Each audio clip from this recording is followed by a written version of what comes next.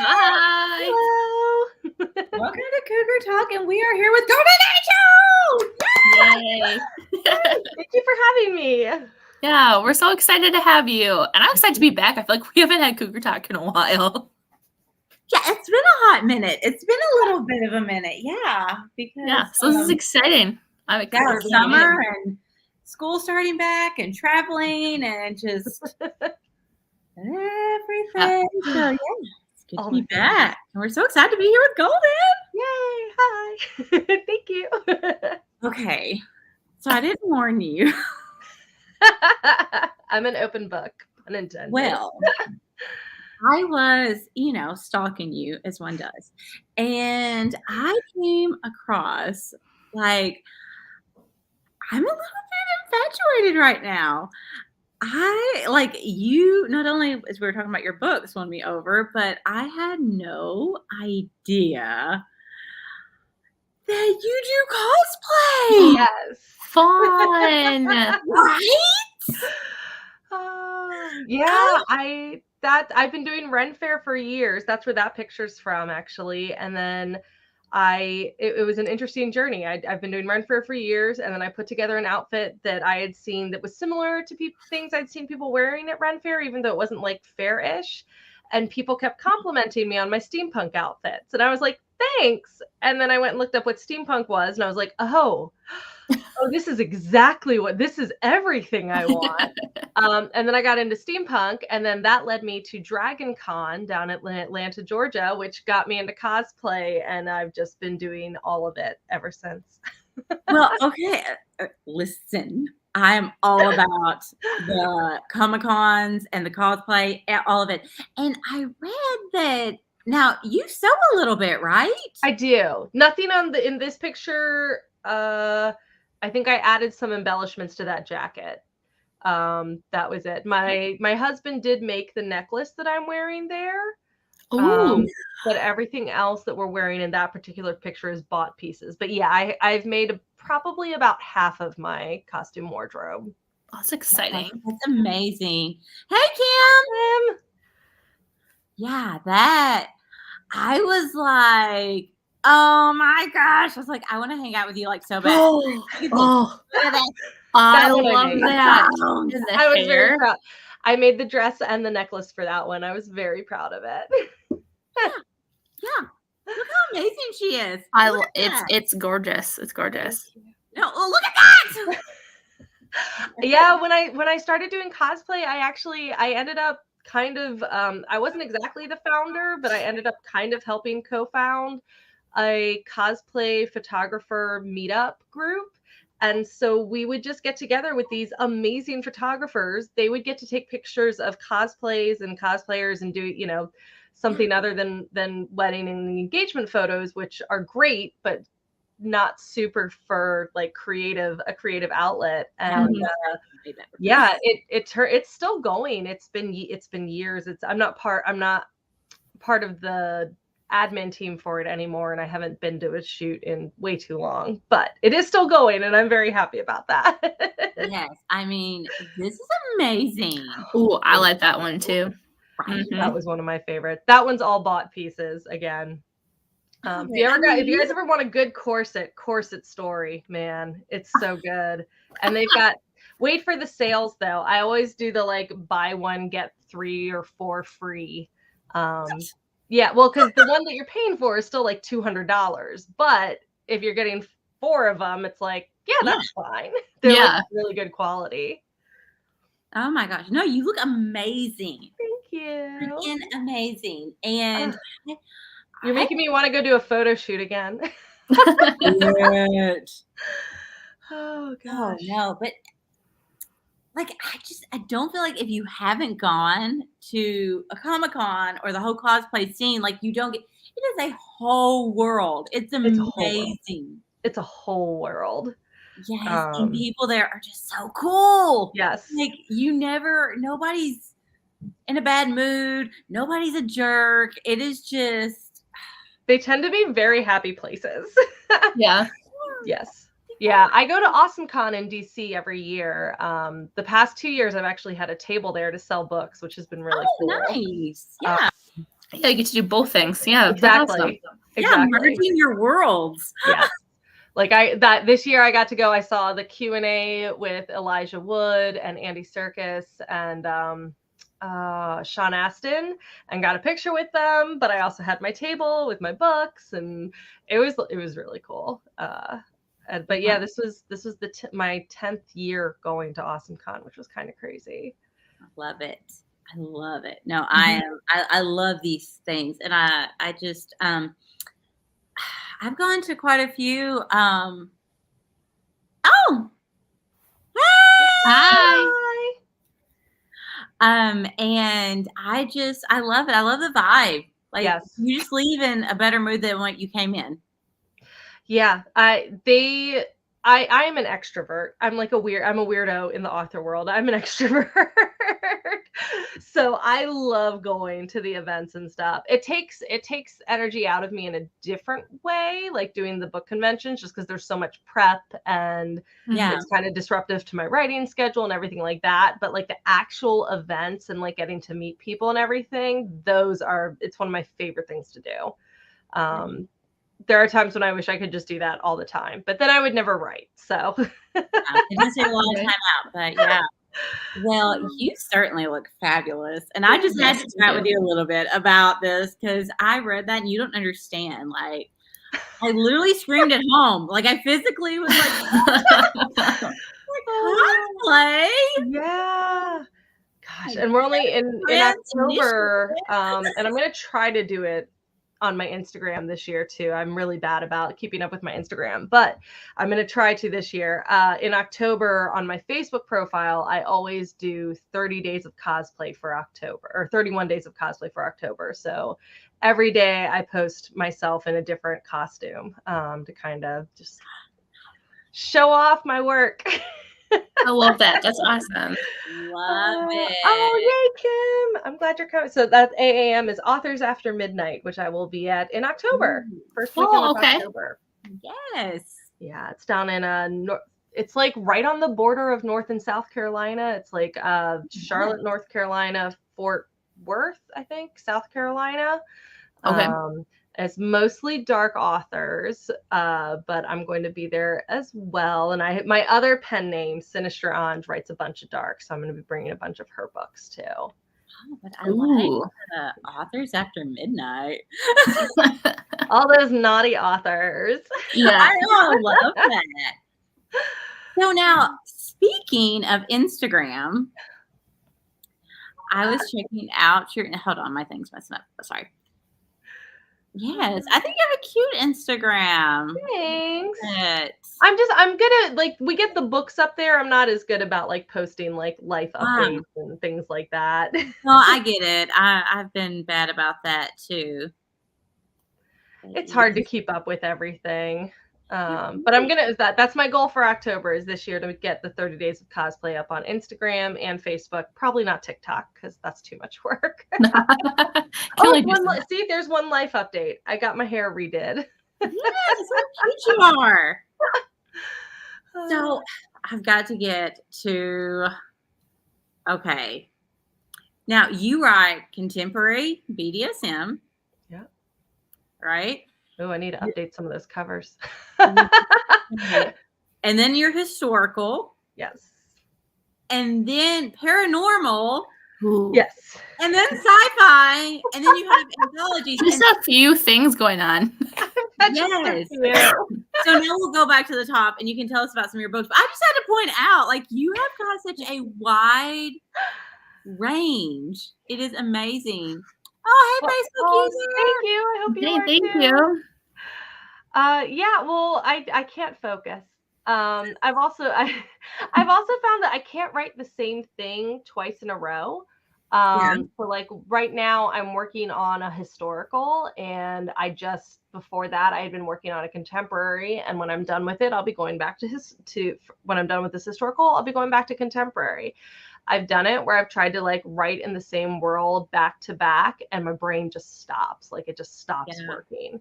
So I usually take the time while I'm writing one book. I'm thinking about what I'm going to write in the next book that I'm working on, which is in a different world.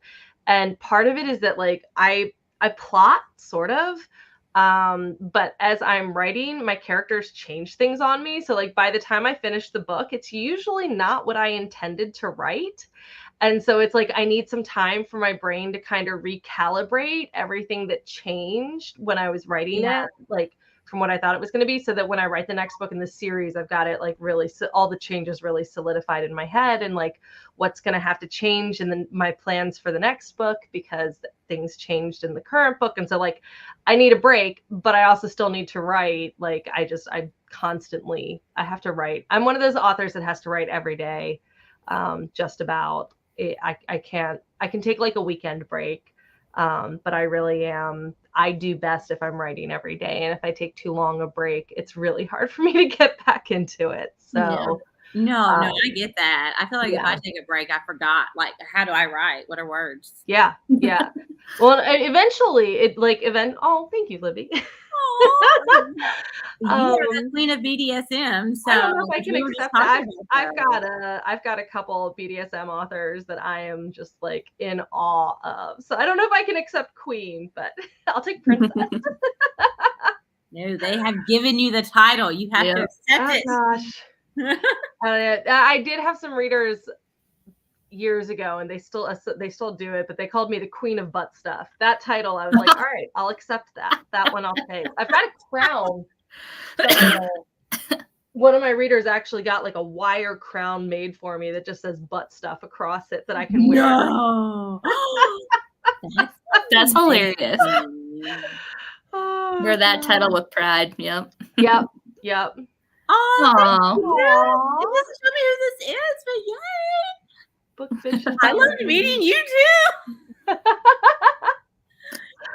I haven't heard of book bitches. Is it actually book bitches on the beach? Like yes, in Destin, amazing signing. I will have to check that out. I haven't heard of that one. Yeah,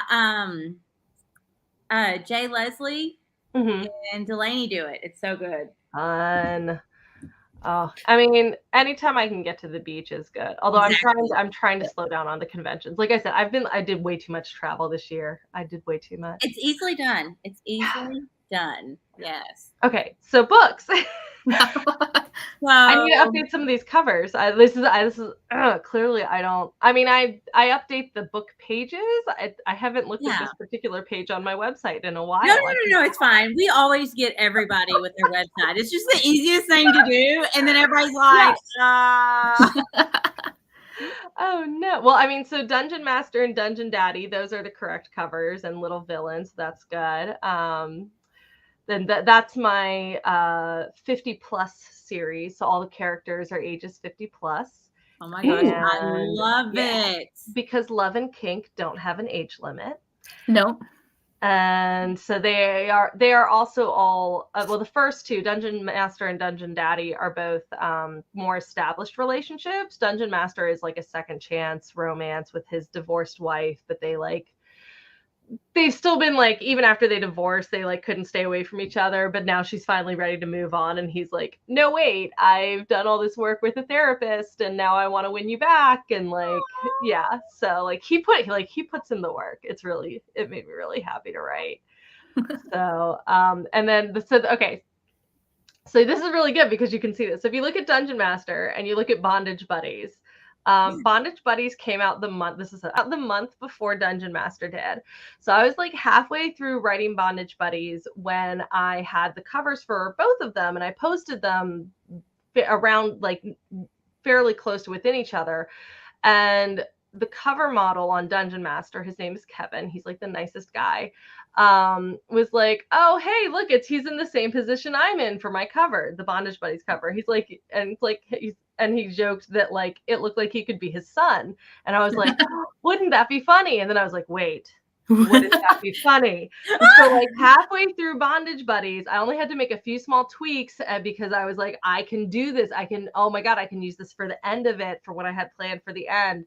And so originally those series were not supposed to be connected, but they ended up being connected because of this random this is what I mean by like things change when I'm writing. Random comment that Kevin made about them being in the same pose, and now those two worlds are connected. And the hero of Dungeon Master, because Mitch, when I was writing Bondage Buddies, I had mentioned that his parents were divorced, and it was like Ackerman. So like I just went back in and changed some things, and now Dungeon Master is his dad, and it's a little traumatizing for him to find out that his parents are also kinky. Hey, Oh my all God. right. So yeah, and then yeah, these are all available they're available on Amazon, Apple, Google Play. Right now the Dungeon Master audiobook is actually only $2.99 on Apple, Barnes and Noble, Chirp, and Kobo. I think today is either the last day or the second to last day. I think it's the second to last day to get that deal. So that's August 30th is the last day that it's $2.99. But yeah, they're all on audiobook too. I love my audiobooks. And then Dad Bod Doms, that's my husband on the cover of that one. Did you ask him to do it, or did he want to do it?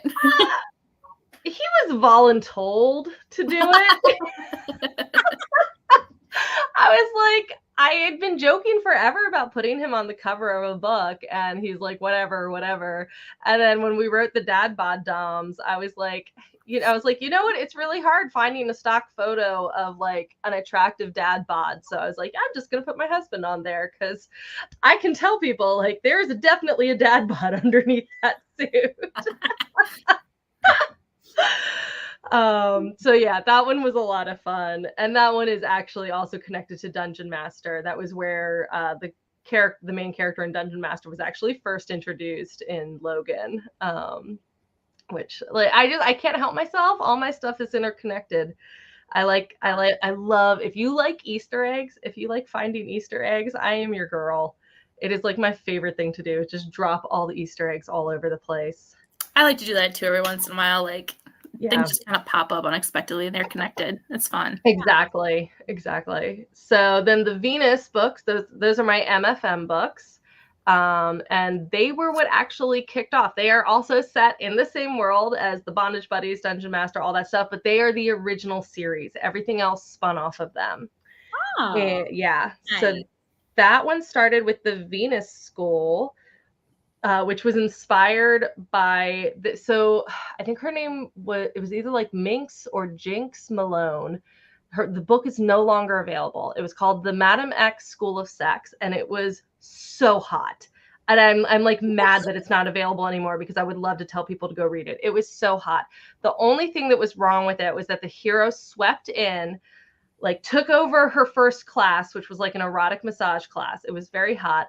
And then she never got to go to any of the classes, but she was at this like school for sex, but we only got to see one class. And I'm like, but I need to know more about the school. So I decided to write a school of sex, and I gave her 2 interested dudes because then I was like, this way she can't have a happy ending too quickly. She's got to like be torn between them. She'll be able to go to all the classes, do the full curriculum. And this was way back in like 2011, 2012 when I was writing this. And I originally wrote it for literotica.com. And some of the comments started, there was Team Justin, Team Chris, and then some of the comments started saying Team Both. And I'm like, both? Can you do that? Yeah. And then I happened right around the time I was writing it, I happened to start reading Lexi Blake and I think it's Lexi Blake and Shayla Black's Masters of Menage. I think they're the 2 that wrote that. And I was like, oh, you can have a happy ending with 2 guys. You can do it with more than 2 guys. Great. So I ended up, the Venus School was the book that started it all. I had some readers asking me to put it up for sale so they could purchase it in case like the website ever disappeared or something. And I was like, yeah, sure. I can see how hard this self-publishing thing is. And it turned out putting the book up for sale was the easy part. So I did that. And then I decided I wanted to write about her and the 2 guys' adventures when they got home from school. And so it became like a whole little series. And then there were all these really interesting side characters. So then I started writing the Stronghold Dom series once I was done with this one. And then that eventually spun off into the Masters of Marquee and the Dungeons and Doms and the Dad Bod Doms. And yeah. So those, you can see those are 3 of the Stronghold box sets. So this is all Stronghold stuff here. Yeah, I need to update all these covers. Oh, and I need to remove the Poker Loser trilogy from Golden Angel. That got moved to my other pen name. Oh, Those okay. also started out as literotica stories, and they were much darker. That's like blackmail, dub-con, consenting non-con. So those are over on my other pen name now because they fit in a little better over there. Golden Angels contemporaries are all about consent. In the historicals, the consent gets a little more dubious because they're historical. Yeah. And you have a sale. Tell me more. I do, yes. You have a sale. Tell us Yeah. about the sale. A Season for Treason and Philip's Rules are both currently free, and they will only be free through August 31st, and then they go back up to full price. A Season for Treason that kicks off my Deception and Discipline series, which are historical spanking romances. So it's scandal, seductions, and spies. I mean, this is just the best. Can I just stop you right there? This is the best ever. I know. They make so me much so more. happy. Just tell me more. I wanted a debutante girl gang of like lady spies helping the spy master to the crown take down a traitor. And along the way, they just keep falling into scandals that require them to get married to men that like to spank them, who are also spies. Like, Yes, sold. it just makes me so happy. I mean, it's like the best. So yeah, A Season for Treason is my wallflower and my rake, and she's the perfect spy because she's a wallflower and no one ever notices her except for him. Aww, I can't wait to read this. Oh, he's so good. I love Rex. And he is also the head of a secret spanking society within society. So of course that plays a whole big role. I mean, secret society on top of this, secret spanking society. I put everything into this. The third book has a steam-powered sex machine in that one. Because I decided, which I had to tweak history a little bit because apparently the actual steam-powered sex machines had a tendency to explode. So I was like, but my hero is an inventor. He figured out a way around it. It's fine. They're fine. They're fine. And then there's a couple standalones here too. Rogue Booty is my pirate MFM. I was invited to be part of Vanessa Vale's Bridgewater Bride series, so I got to write a book in that, which I love doing because the main character was I really wanted to write a whore as the heroine. And so she's a lady of the night who becomes a mail order bride and leaves England to escape a very guy who basically wanted to buy her from the brothel that she works at. And of course, he follows her across the ocean, but has a happy ending. And then the lady, which ended up being connected to the Deception and Discipline series. So I wrote it as a standalone. The lady is my take on a dark version of The Lady and the Tramp. So basically we were supposed to write twisted heroes. So it's like people from like Disney or things like that. But they're the bad guy, like an anti-hero. So my idea for it was, well, okay, I can write The Lady and the Tramp, but like make it humans, but pet play. And then at the end of The Lady and the Tramp, the tramp gets brought up to her world. So in my the twisted version, she gets taken down into his. So I loved writing that book. That was a fun one. That's one of my few. I don't have a whole lot available on Kindle Unlimited. That is one of my few KU books because it's part of a multi-author like set of books. And we all agreed to have them in KU. But I will probably eventually be taking it out to join the others because I did end up in the Deception and Discipline series, I needed them to visit a gambling hell, and that's what the tramp happens to own. So I ended up connecting them. More of those Easter eggs. I just love that you did Lady and the Tramp. I love Lady and the Tramp. Oh my gosh. Like, I'm over here wondering, like, do they eat spaghetti? They don't. That was the only thing I could, because it is historical. That was, people always ask that. I'm like, I'm just like, I should have just like put it in, like found some way to make it work. But Some kind of noodle. yeah. They've shared something. I love it. I love it. Yeah, doing the historical pet play was fun. That is I will say that is a particularly filthy book. If you're into like exhibitionism and pet play and stuff like that, I love that. Like, I never would have thought of that, Lady and the Tramp, and they do pet play. Pet play. You're a genius. Oh, thank you. It made me really happy to write. I don't know why. Because you're a genius. It's so clever.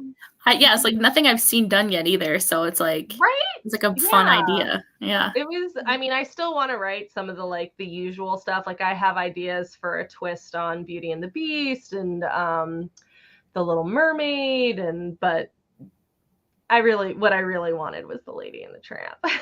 I love it. It was just so different. Yes. God, I have so many books. You do. Yeah. Yeah, so yes, you do. The Domestic Discipline Quartet also needs its covers updated on this website. They don't look like that anymore. But yeah, that was, as I said, like the Venus School was like everything spun off of it. This was the original, and then all the other series spun off of this one. I wrote Birching His Bride, which was my very first historical romance, and it was kind of it's shorter than any of the others because it was kind of a test. I wasn't sure if people would want kinky historical romance, and it turned out that actually, yes, they did. I love it. So it just kept going. Yeah, that series is definitely, that's the most dubcon out of them. So the way I describe it is the Domestic Discipline Quartet is the hero tosses the heroine over his knee for discipline. In the Bridal Discipline, the hero orders the heroine over his knee for discipline. And in Deception and Discipline, the hero says, "Come here and put yourself over my knee." And she goes, "Okay." Yes. So yeah, very levels of that. All right, my only non-kinky series. Really? I'm surprised that paranormal. I have thought about trying to make them kinky. I'm working on setting up a new pen name for them so I can move them over, and that pen name will be Steamy Paranormal and Urban Fantasy Romance. At the moment, they are still under Golden Angel. But basically, so for this one, I just wanted, have you seen Monty Python and the Holy Grail? Yeah. So the Beast of Caerbannog, the tiny rabbit, I wanted a vicious rabbit shifter.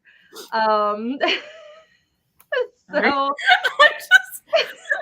love how you're like, listen, I just wanted to do this. So the first book is called Chasing His Bunny, and it's 5 books that are about these 5 siblings. Well, there's like some extra stuff in there too, but the main story is about these 5 siblings who live in a world where shifters exist. They are human, and it starts off with them being rescued from this compound where they've been experimented on.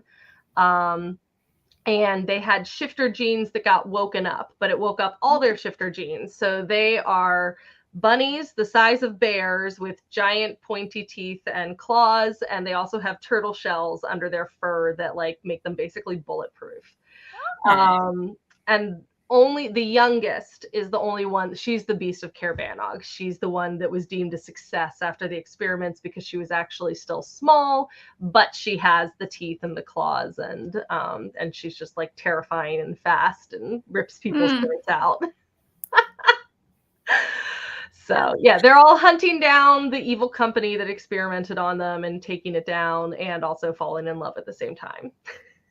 I love it. That's where this whole thing came from. So Monty Python. I wanted a vicious bunny shifter.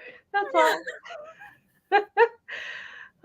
Yeah, and I thought no one would read it, and then I happened to find Eve Langlais's The Bear and the Bunny, and I was like, oh, people will read like shifters that are something other than like wolves and bears. So I was like, all right, I guess I can write it. And I love this series so much. I feel like it doesn't get much love because I probably could have done a better job of branding. The series is called The Big Bad Bunnies, so a lot of people think it's like satire or something.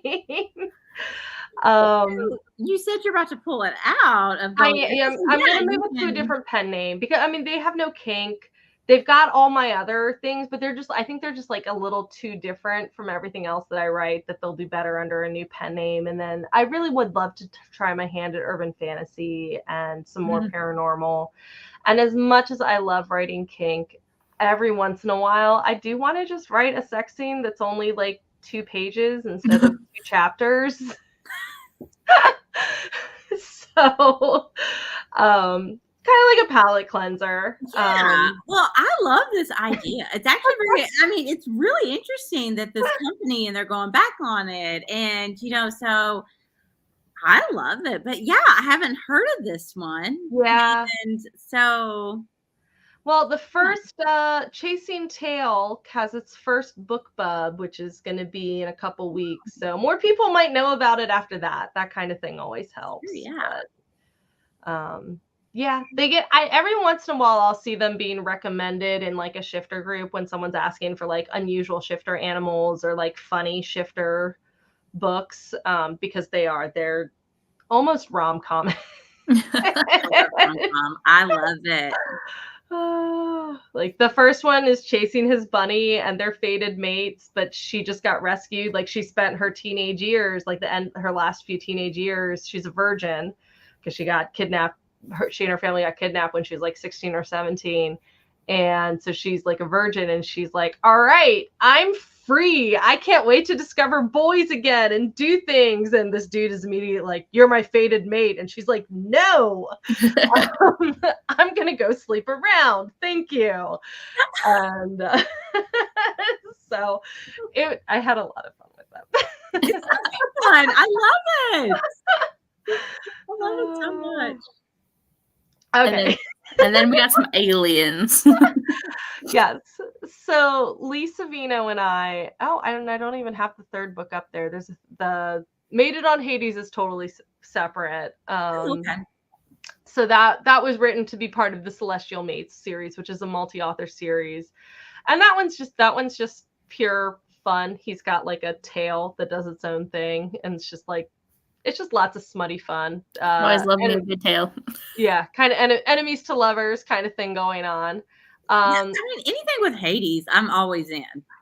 Yes, his planet is called Hades, and we get our idea of what demons look like from visitors from his planet that showed up a long, long time ago. I love that. So that's why he's got the horns, he's got the tail, he's got the wings, he's got reddish skin. And so that's where human tales of demons came from. But yeah, they're okay. So it's like an arranged marriage, mail order bride type thing. I love that. And then for the ones that I wrote with Lee, they're called the Centurion Masters. And she and I were just talking one day, and we somehow, it was like a joint effort. We started talking about, well, first of all, we wanted it to be really, really dark. We had this whole idea, like we were going to write this super dark abduction series. The women have no say. And the basic idea is that if you read a lot of alien abduction romance, these aliens think that you are therefore open to being abducted by aliens for the purposes of romance. So you read too much alien abduction romance and a little wormhole opens up on your e-reader and sucks you through to the bridge of an alien ship where you're going to be married off to an alien. God, I wish that happened in real life. That's amazing. In fact, keep going is what you're saying. These ended up being so fun. Like, we wanted them to be so dark. They ended up being so much fun and like kind of funny and like more than we just had so much fun writing them. We decided that like romance novels were also what the aliens were using for courtship manuals. And we have the heroine. He's like, look, no, I've read all your courtship manuals. This is what I'm supposed to do. Spank you. This is our bonding time. And she like looks over at the books on his nightstand, and it's like all of our friends' books that write like kinky Oh my gosh, I love alien romance. So like Renee Rose and Tara Crescent and Sophie Kisker, like all these like really hardcore, and she's like, oh no, those are not courtship manuals. And then we went on to bed. We couldn't, when it was time for, I love telling this story too. When it was time for us to choose what the peen was going to look like, I was at Lee's house, and she co-writes also with Renee Rose. So Renee was there too, and she was kind of bouncing back and forth between us. And I get to the part, and I'm like, Lee, we need to describe his penis. And she's like, whatever you want, just make it as weird as you want. I'm down. And I was like, I don't know. I was like, I'm having trouble thinking of something. I was like, oh, what would you be okay if I went on to Bad Dragon and found a dildo, and we just model it off of the dildo, and then we can buy a dildo and give it away as part of the like release package for like when this book comes out. And she's like, oh yeah. And I just hear Renee go so softly. She's like sitting there typing. She doesn't even look up. She goes, do it. So we went out, so then Lee's over my shoulder, and we go on to Bad Dragon, and we pick out a dildo to look like that we decided to model our alien's penis after. Love it. And it had this one little like tentacle, like clit tickler thing, and we decided that he needed more than one. So we gave him like little tentacle pubes, which was really, really hot and really, really fun until the first blowjob, when we realized that if he's got little tentacle pubes with little suckers and she's giving him a BJ, there's going to be all over her face afterwards.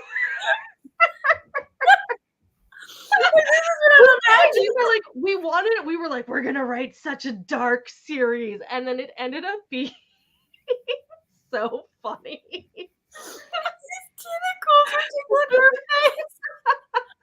Okay. Wait. So instead of though, if he had to like, how they always have, the guy like grab the girl and like his tentacles could just like suck and like pull her down. Yep. And then when we wrote the second book, the heroine wasn't really thinking about it, because the first one didn't realize it until she saw herself in the mirror and was like, oh my God. So in the second book, we had the heroine not look in the mirror, and she comes out in the hallway, and the heroine from the first book is there to like meet her for lunch. And she's like, I know what you've been doing. Yuki overload. Oh God. Oh man. We should have done boobs. Missed opportunity. I'm gonna have to talk to Lee next time we write one of these. Titty fuck. Just have little hickeys all over her chest. Oh my gosh, that's so funny. Yeah. We had a lot of fun with those books. I can't stop thinking about it. I keep imagining like my face going toward it, and it's just like And they all kind of like work on their own. So it's like she thinks they're just like stroking her face and stroking her hair, and then like it's not until he like at the end that they like suction on.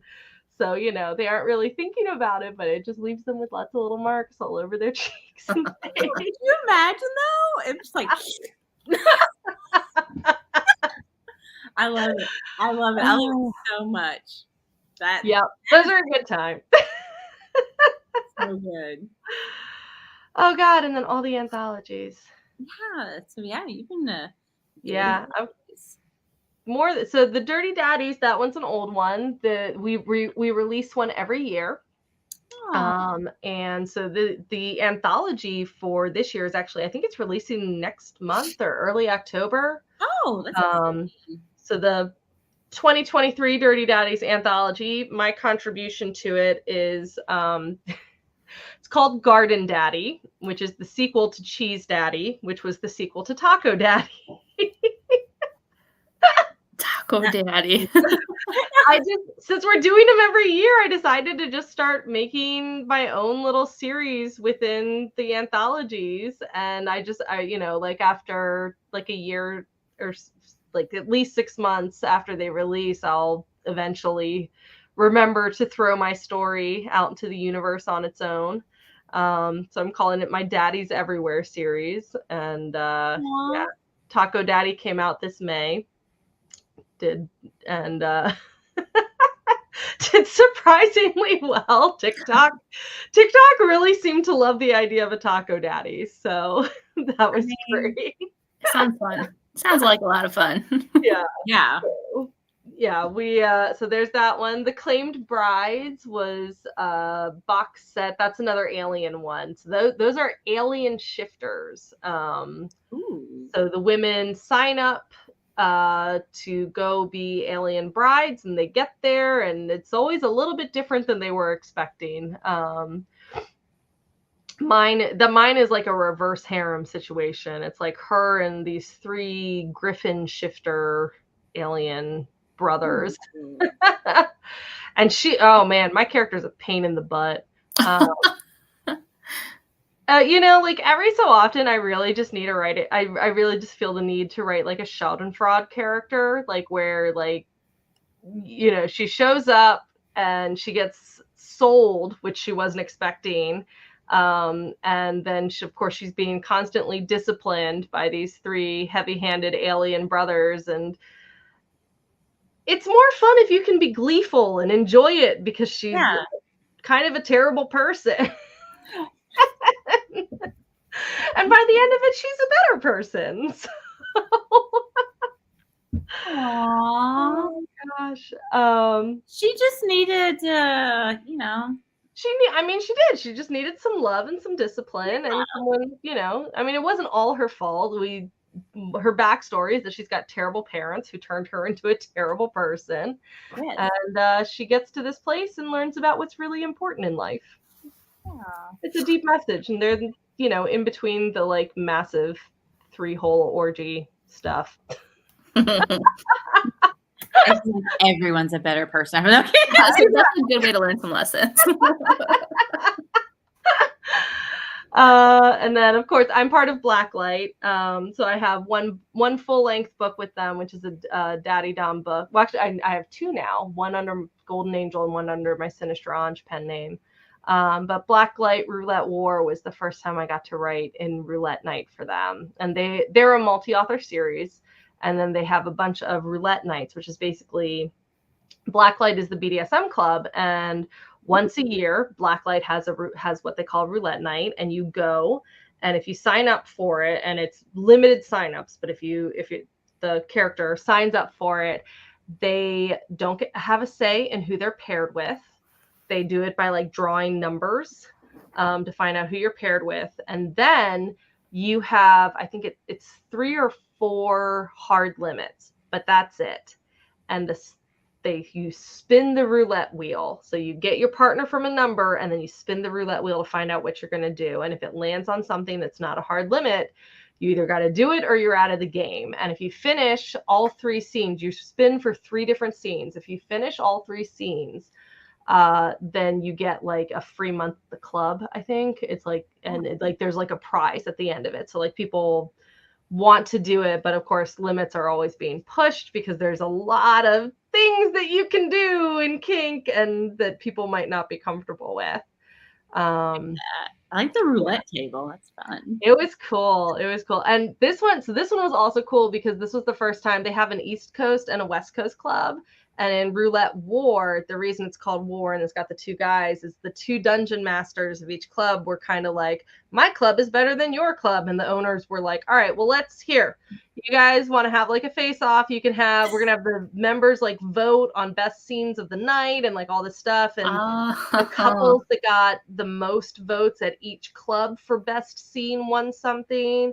And it was really cool because the club that I wrote for, so half of the authors were writing for the West Coast, half the authors were writing for the East Coast. Oh. I was writing for the East Coast, and we won, and my couple got voted for best scene. So I had them doing a consenting non-con scene that won for best scene because he just like, they pulled it. Basically, he spun it, and it's like consenting non-con, and he just looks at her and he goes, "Run."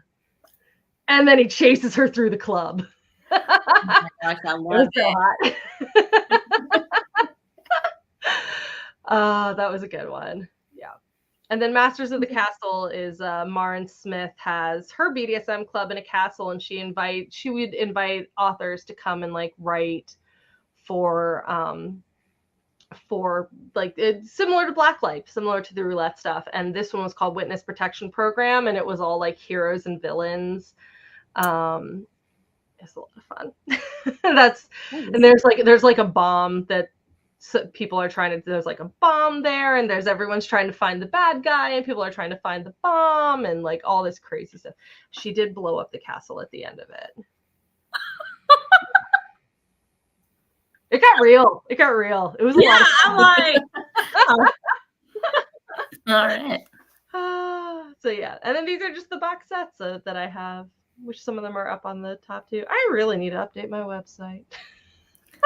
this one's my favorite. I just love Pride and Punishment. That's like, I was very proud of that name. I'm so glad you like it.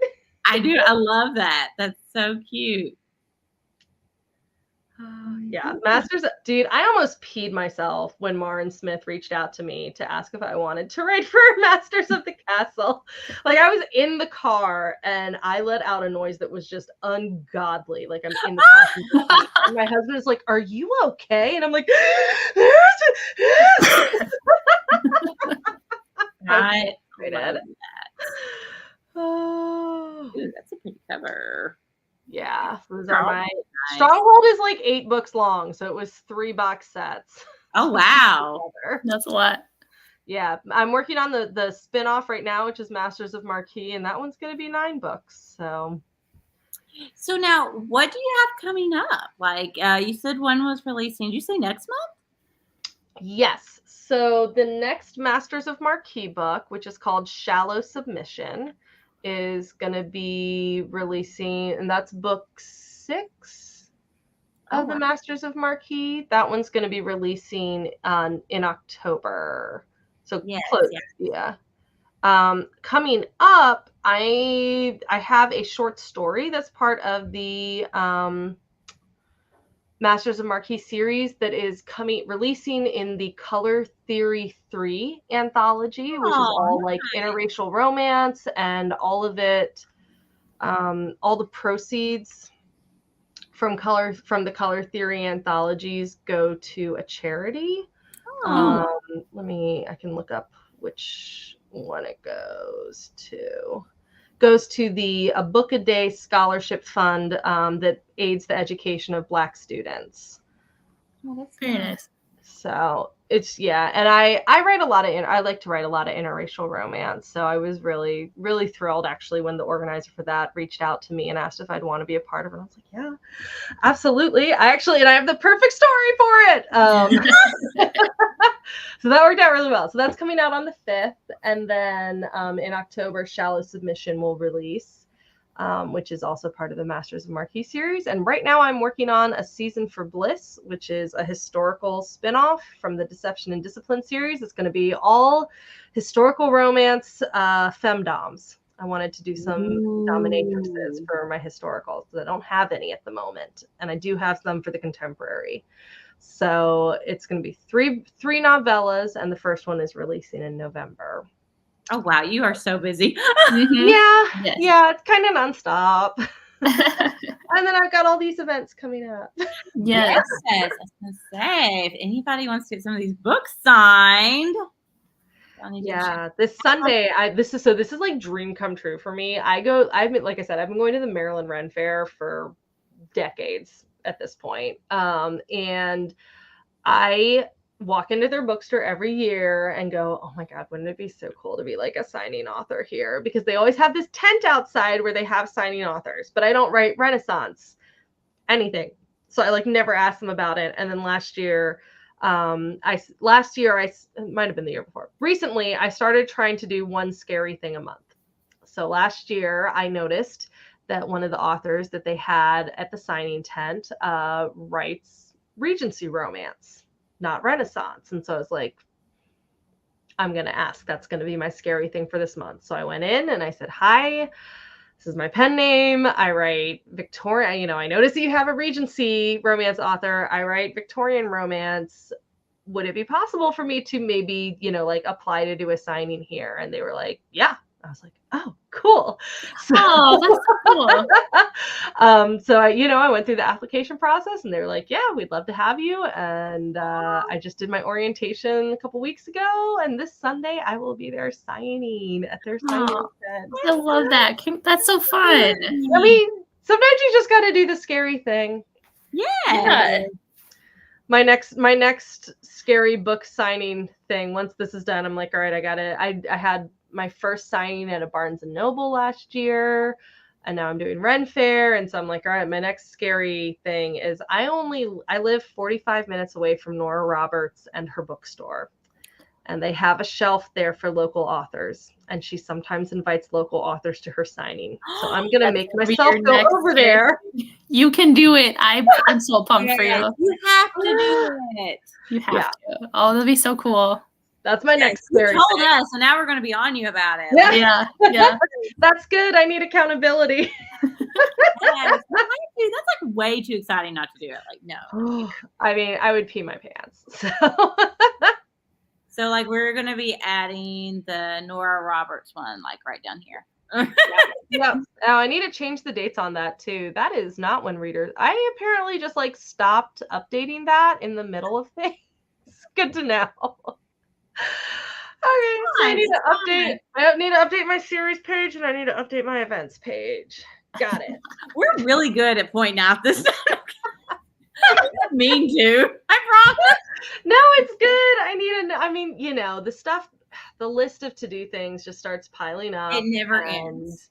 Yeah. It seriously never ends. Mm-hmm. Yep. And writing the book is always the most important. So sometimes the other stuff, like updating the website, just. Yeah. It's Usually mine is always the last thing done. So. Yeah. It's not my favorite thing to do. So. Yeah. Right. So my website is so pitiful right now. And I feel like it's when I go to update it, it's like I hit one wrong thing and that's it. Yeah. It doesn't work anymore. Oh. So yeah. Oh no. Yeah. Not my forte. I would much rather just sit and write the books, but it's helpful to have it. Yeah. I mean, especially for like tonight when we can just scroll through and it's like, oh, hey, look at all these books. Yeah. Yeah. You have really a lot of great ones. So that's exciting. So what do you enjoy the most about writing? Probably getting to tell the stories that I want to see. I think I mentioned for the historical spanking romances, the reason I got into writing them was because I loved reading the historical romances. I loved reading historical erotica, but what I really wanted was something that was more kind of mixed between the two, and it was really hard to find. And I especially got really tired of in like the historical romances that I loved where the hero would be like, do that one more time and I'm going to put you over my knee. And then she would do it and I'd be like, all right, let's do this. And he'd be like, you're so bad. And I'm like, no.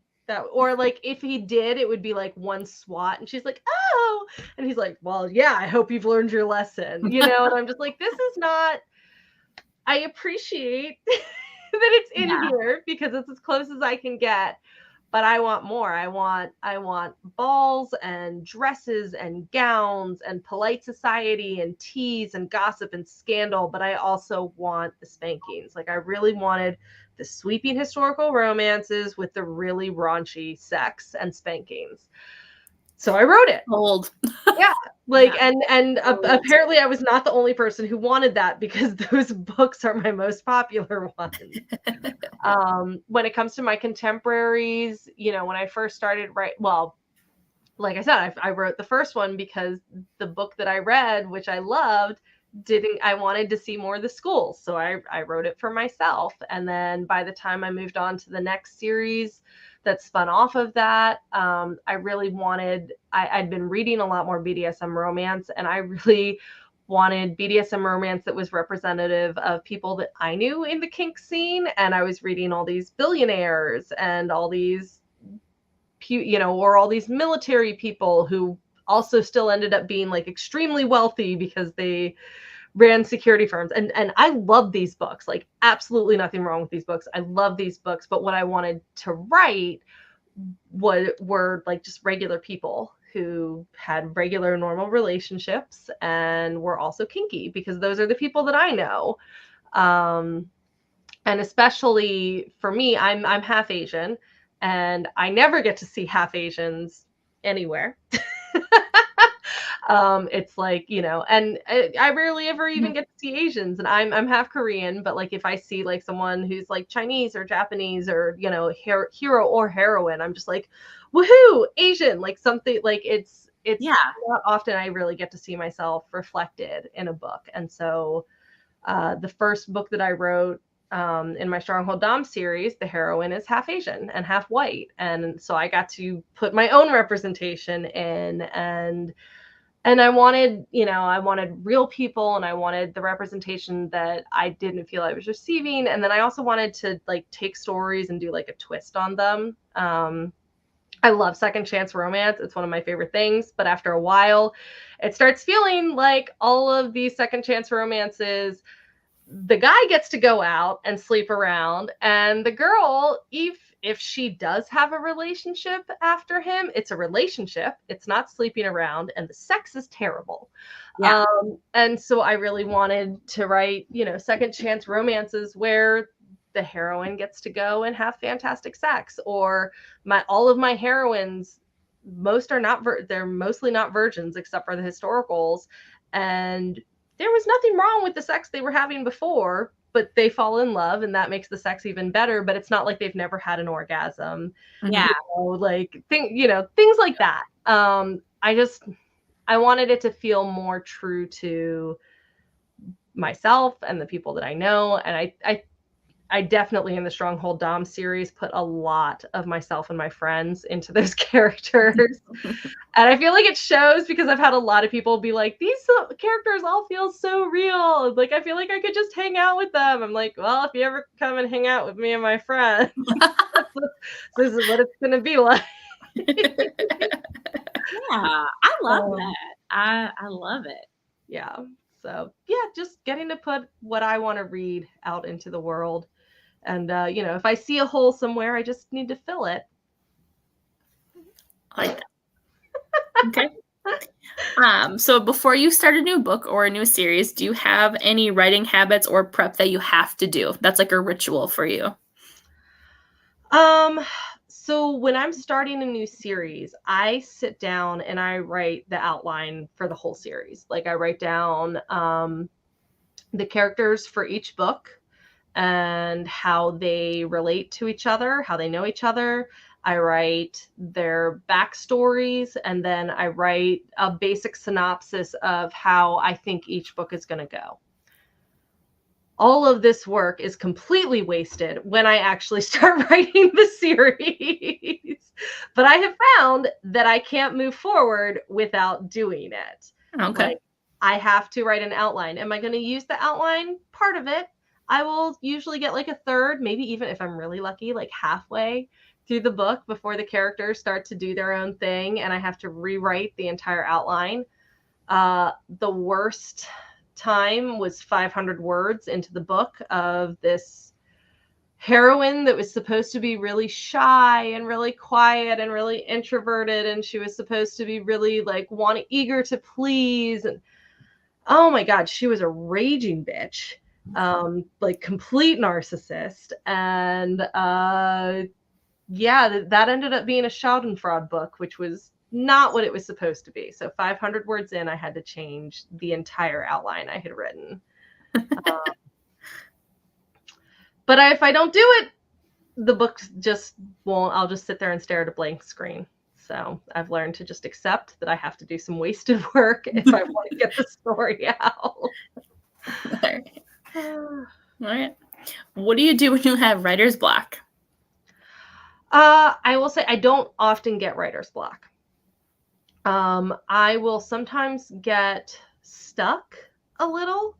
And for me, that usually means that something is going on that I haven't figured out yet. And so if I can't move forward in a scene, it means I need to step away from it.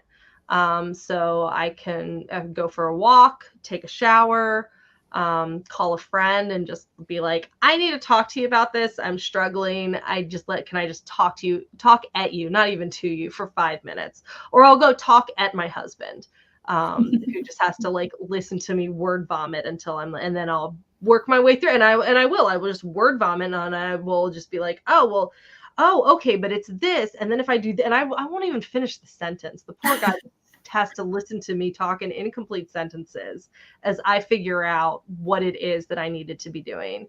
And if all that fails, I take the afternoon off and I read.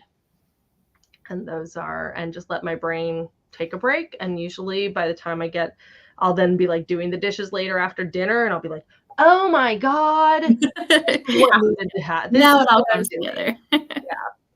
So, but most of the time for me, stepping away is the best thing when I get stuck. And the only times I really get blocked is if I've been away from writing for too long, and I have not gotten back into the swing of it, or if I'm trying to force myself to write something I don't want to write, in which case I need to step away from it and probably not come back. Not come back. There's a few unfinished projects here and there that started off seeming like good ideas and just didn't. And if I have to force it, it can't happen. Yeah. Okay. What do you do when you're not writing? So make costumes, hang out with my friends and my family, and read. That's about it. I mean, the cosplay is like a whole second career sometimes. I'm either there's the prep. I've got to like design. I've got to pick out the fabrics. I've got to figure out what I'm putting together, and then I've got to do all the cutting, and then all the sewing, and then all the adjusting, and like it's a lot like writing, and it takes up a lot. Yeah. So, or if I'm not writing, I'm doing admin work. Filming TikToks, doing all the like marketing, all the stuff the incredible amount of stuff that comes with writing a book that has absolutely nothing to do with writing the book. Right. Yep. All those fun things. Hi, thanks for coming. Hi. All right. Then my last question is, what is the best part about your day? That's a hard one.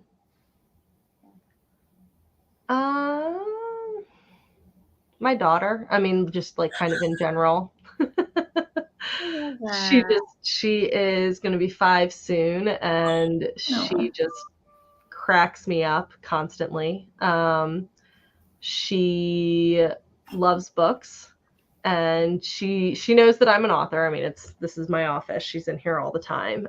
She doesn't understand exactly what I write, and I'm sure one day she'll be horrified by it, but when she's a teenager. But right now she just thinks it's like the coolest thing in the world that her mommy writes books.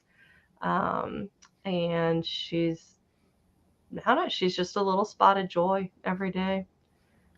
Well, that's so nice. I was gonna say my glass of wine at the end of the night. I was like, your answer is way better. That's not a bad answer either. I mean, that's always a very nice part of the day as well. Oh my God. But, yeah, no, she's so funny. She comes with me to conventions every once in a while, not often, but every once in a while she gets to come to a convention, and she will stand behind my table and she'll go, come buy books, come buy books until someone comes to buy a book, and then she gets to put the autograph sticker on. It's her job. I'd better not try to do it for her. She puts the autograph sticker on, and she puts it in the bag, and she hands the bag to I whoever love bought it. that. It's like her favorite thing. And then she comes home and she sets up in her playroom her own little bookstore, and she wants to play convention for like the next 5 days. Cute. Aw, She has her little table. She puts her books out on the table, I and love then that. you have to come and buy them from her. It's pretty great. Like you don't get a better cheerleader than that. Yeah. Mhm. That's So, cute. I love that. yeah. Mhm. Yeah. I'm done with my questions. So it's time for Cougar Talk. He's so cute. Get ready.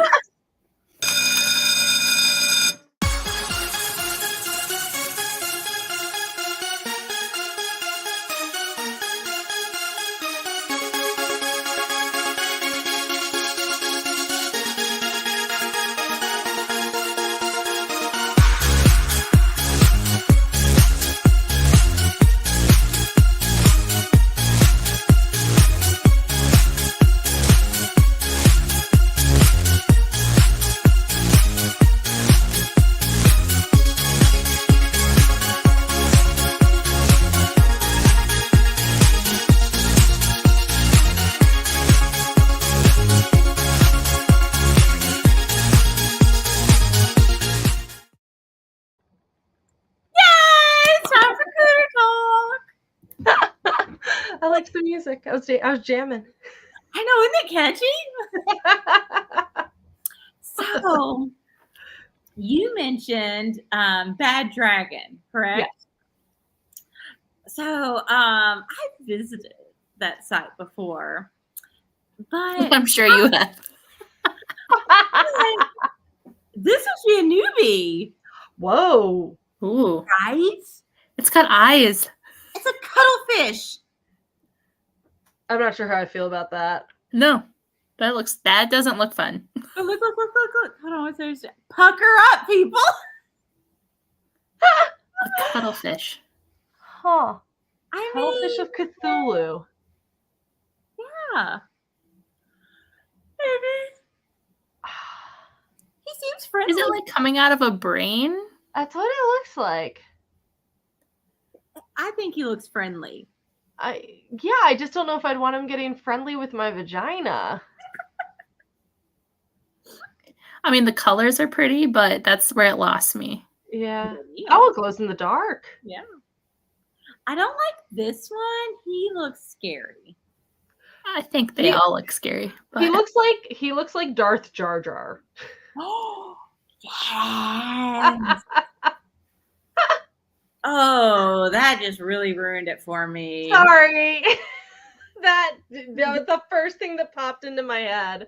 I'm like, that looks like a Sith Lord version of Jar Jar Binks. Oh, I can just hear him inviting me to come to the dark side. Come to the dark side. Oh, Yeah. no.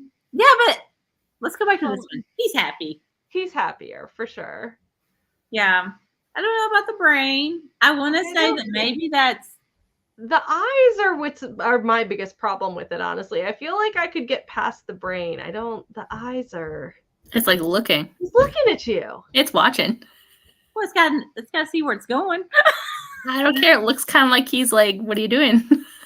Where am I going? Yeah, it's not like a good expression. Yeah. I mean, that part's fine.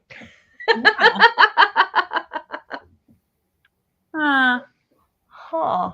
Yeah, good times. Interesting. Yeah, I think the one that Lee and I chose got discontinued a year or two ago, unfortunately. They've got such an interesting selection. I just love the creativity, right? Like, we go from basic Mm-hmm. to then what are you into? What are you into? I was kind of looking at the claw or the paws that were next to it. You have a foot fetish? Oof.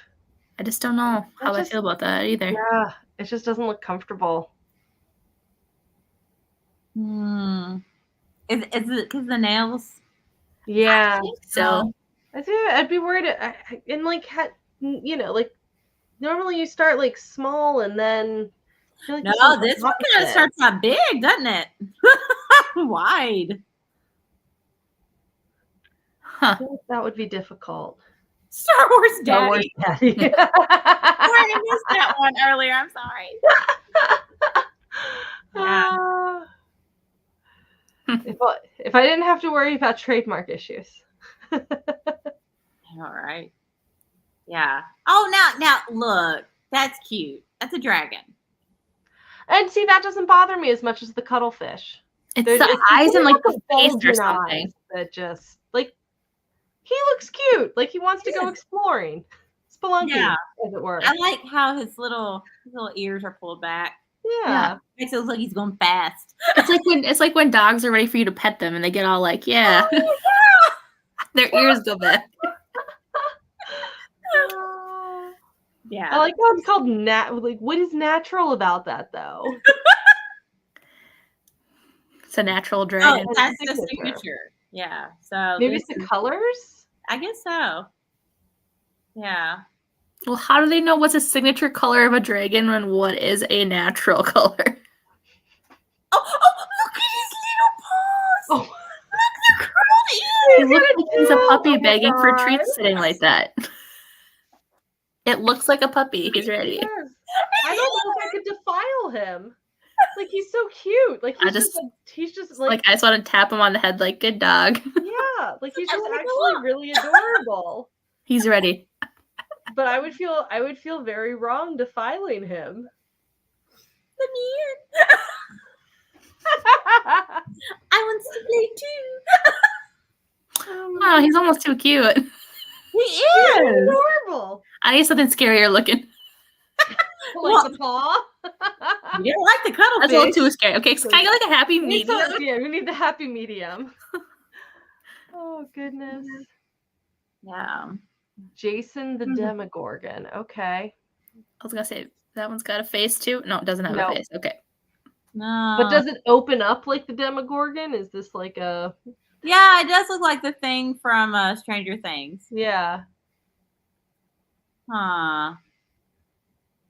Well, that one was scary. Was that next to like a Coke can? Yeah, I think it's to let you know how big they are.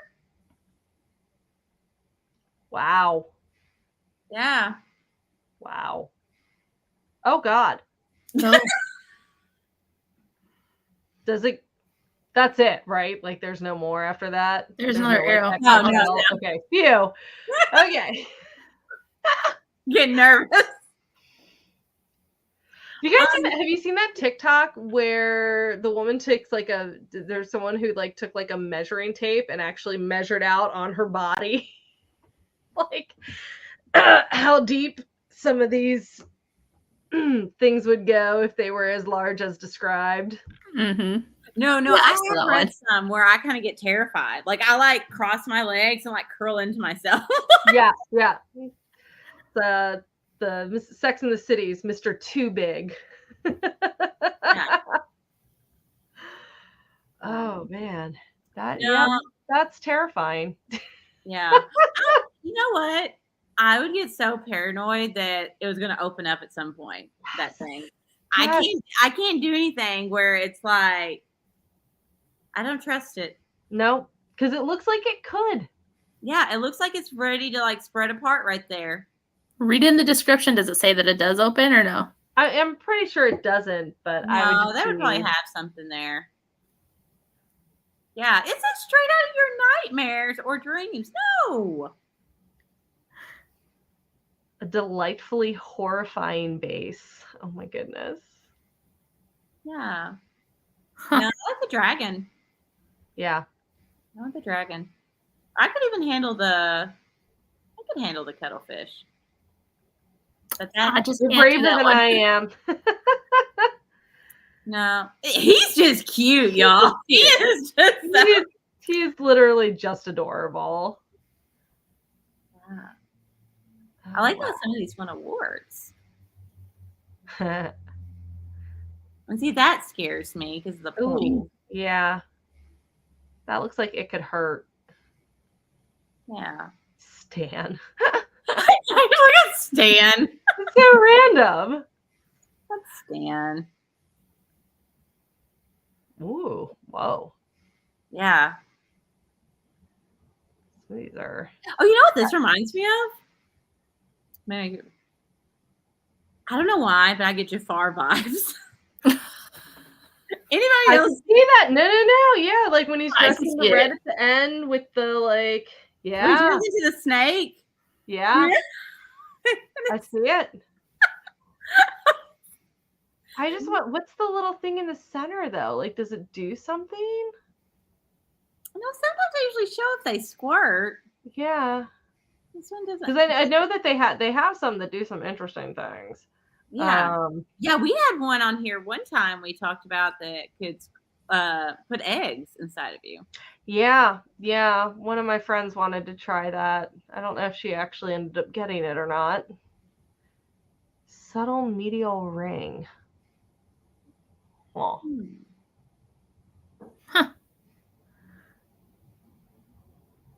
Huh. You can add a cum tube. Oh, okay. So yeah, it must be squirting, available to squirt. Oh, well, see, that's nice. Well, yeah. Thinking it through. A little something for everybody. Yeah. Oh, man. God, I haven't been on this website in ages. We've got a whole bunch of new stuff. Yeah. We like to get on here every now and then and discuss. There's so many options. Yeah. And I just appreciate the art that goes into all of this and the creativity. Someone's got an amazing imagination. Uh-huh. Yeah. I'm really the person who picks out all the colors. Right? Yeah. Let's make this one ombre. Well, Throw some glitter on the next one. Oh no, you have options, see? Oh yeah. Ta-da. Ooh. Yeah. Oh, that's one we just had. Yeah. Ooh. I love that like glitter is an actual option. Yes. Like the best. But So pretty. Oh, see that's Ooh. more friendly. That just automatically. But yeah, good times, y'all. Good times. I love it. Oh man. Yeah. It's a great Too site. bad I still want the dragon just to have it home. Just like even if I didn't do anything, just while I'm writing, just to look over at it. Man, you're just sitting there like a little mascot waiting for you.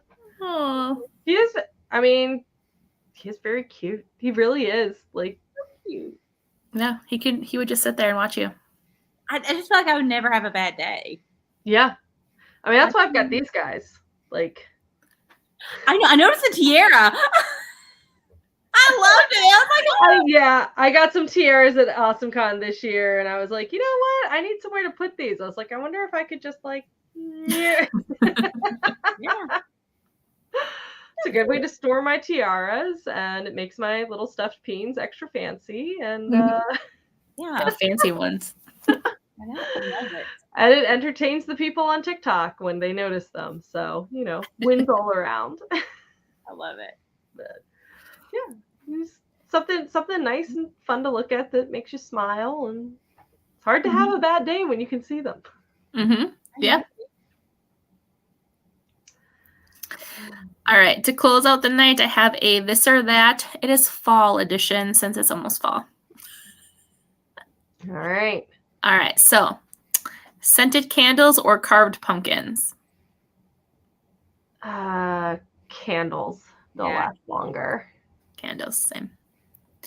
Dried leaves or gusting wind? When you say gusting, Yeah, like Or gust of wind? How gustful are we talking here? Yeah. Enough that you need a jacket. How about that? Oh, now see, I like Jack. Yeah, I like windy days, so we'll go with gustful. Like if it's enough to where like I need like, yeah, jacket, my like cardigan. I don't want to be like blown down the street, but Yeah. It's not like hurricane gusts. It's just like gusty. Okay. Yeah, no, that sounds good. That sounds good. All right. A fox or a squirrel? Oh, Fox. fox.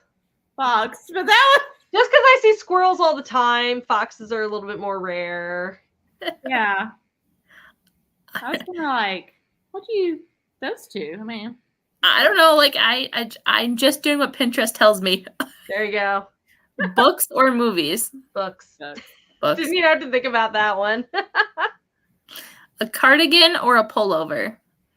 Pullover. Ooh, I like both. I like both on that one. I can't decide. I won't decide.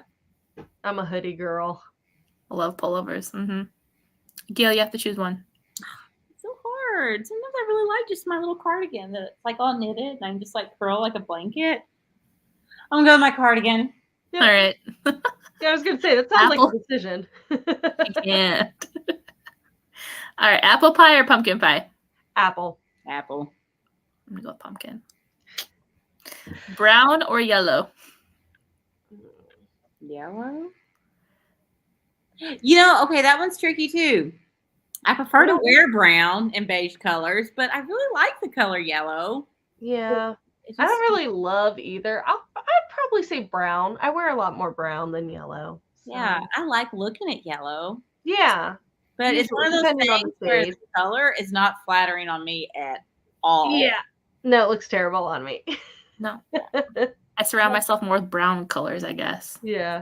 Yeah. Okay. Coffee or tea? Tea. Coffee. I'm the random non-coffee author.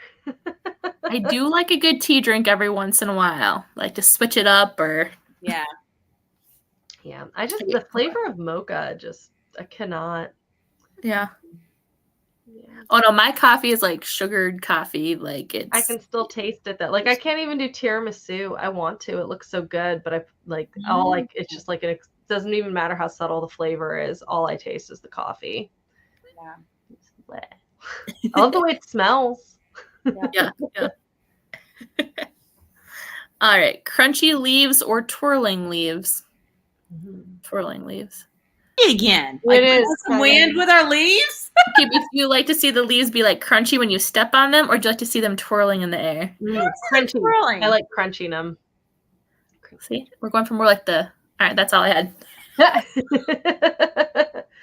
Yeah. I want my twirling leaves. I want it to look magical, like I'm Pocahontas, and the leaves are coming around. Yeah, like there is that. There is that. I don't know. I like the feeling under my feet and the sound where it's like, just like crunch, crunch, crunch, crunch, crunch. I do it with snow too, like crunchy snow. I love crunchy snow. There really is something about in the snow when you're just like, yeah. Like I will deliberately walk through crunchy leaves in the fall just to be able to do that. Mm-hmm. That's when it does feel like fall. It's like because all the trees, all the leaves are down, and yep. All right. Now I'm excited about fall. Yay! Well, all right. Well, everybody, Golden has some sales, so you need to get on there, get those specials. Go to her website, go to her Instagram, go to her Facebook, stalk her, go to her TikTok. TikTok Go and see her Facebook at her are upcoming definitely where I'm events if more you're in active. the area. Yeah. I'm way more active on Facebook and TikTok than any other social media. Yeah, Facebook's my main go-to. All right. Well, thank you so much, Golden. Yeah, thank you. This was fun. Thank you so much. Well, all right, y'all. Bye. Bye, everyone. Bye.